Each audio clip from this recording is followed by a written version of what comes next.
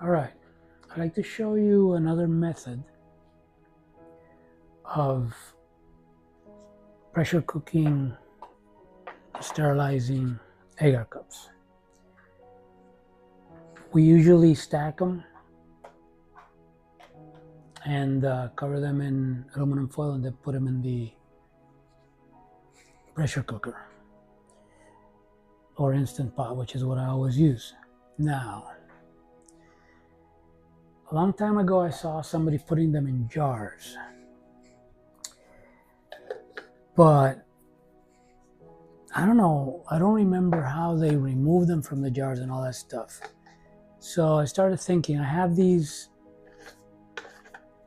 PP5 cups that I was using, and then I got some new ones that are a bit more streamlined. They don't have this thing, which are these that I like a lot because they don't have this issue going on. The lid gets too big on these. I've tested these, they work fine. Now let me show you what these have to do with sterilizing your PP5 cups.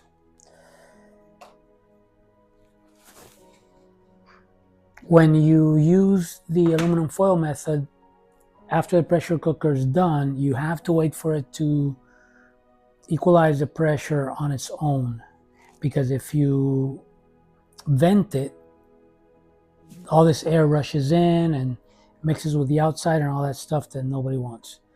It could introduce bacteria and other stuff, nasty stuff.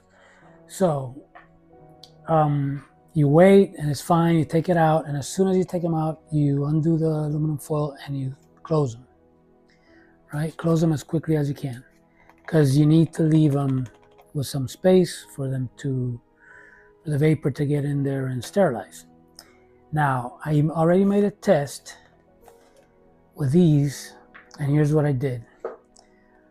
After they're filled with agar, and you leave that space, it's like, with these it's like half a turn, quarter turn to half a turn. Because if you don't open them enough, they can seal again, and then the pressure just squashes them and they don't really sterilize anything. So what I did was, with these cups, put them on like that,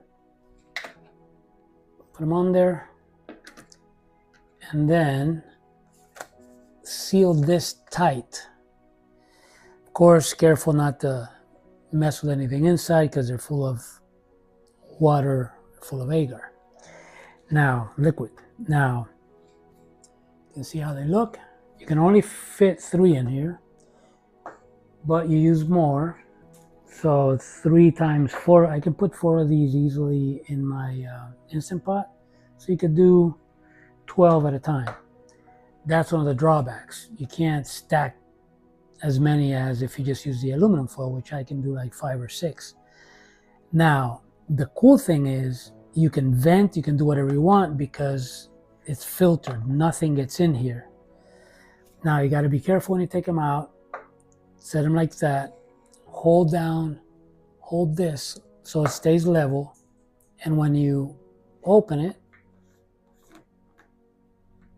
again, being careful not to spill anything inside. And then immediately close them, set them aside. And if you want to deal with the condensation like we do, you know what to do. You put the water and all that stuff that's on the other videos. Now, problem is these jars are vented up here because I use them for grain or liquid culture. But if you put them upside down, the water from underneath you got to be careful to keep it lower, and it's going to be splashing on your filters all the time. So I came up with this idea. Since I'm not using these anymore, I'm going to vent them but up here at the top. I'm going to put 2 or 3 of the sticker filters, and that way I have no problem with water because these don't have any filters on the top. So no matter how much water hits here, they're going to be venting here. Why not on the top? Because, you know, at the top you can get water on the filters. That way nothing's going to pool on the filters, especially with these that have this lip. I could probably get water on there, and if this fills up with water, then the filters aren't doing anything because you have a water seal. So I'm going to do it on the sides. I'm going to do 3. 1 is probably going to be enough, but you know me, I don't like to have all my eggs in one basket. I'm going to use 3 and give them more space for the vapor to go in. Okay, so I'm not going to use a drill bit. I usually use a 1/4-inch drill bit because this is round and the drill bit's going to be wanting to go all over the place. So I'm just going to use my trusty old soldering iron. I'm going to hit it around here. This is about 1/4 inch.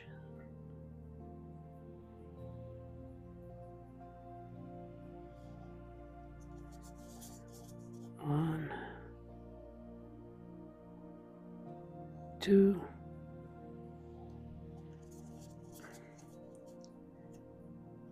3 around here.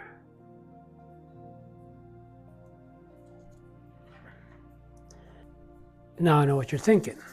How am I going to put the sticker on with this lip that we got here?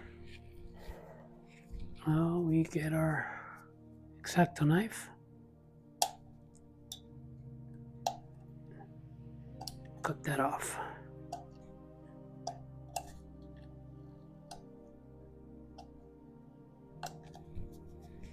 It's hard to do under the camera, but let's do that.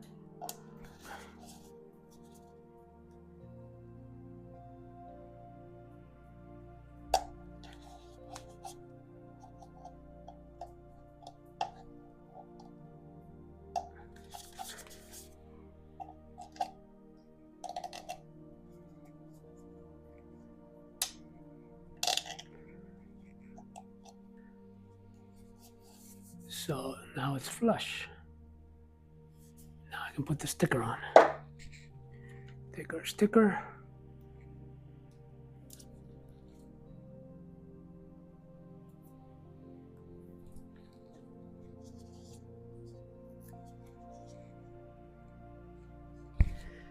Made sure it was nice and centered. I do that by looking at pointing this to a light bulb, and then I can see through the sticker.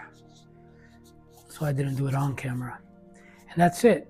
I get 3 of these. You could put another one on the inside if you felt like it. I don't think it's necessary, especially not for this. It's more secure in case this one gets ripped out or something. So, and then we do what I told you. Put that with the lid underneath, and then the water won't pool on top. It won't splash from the bottom, and it'll be easier. And that's it. And this is what it'll look like. I did 3, probably 1 would have been enough. But hey, this is what we got.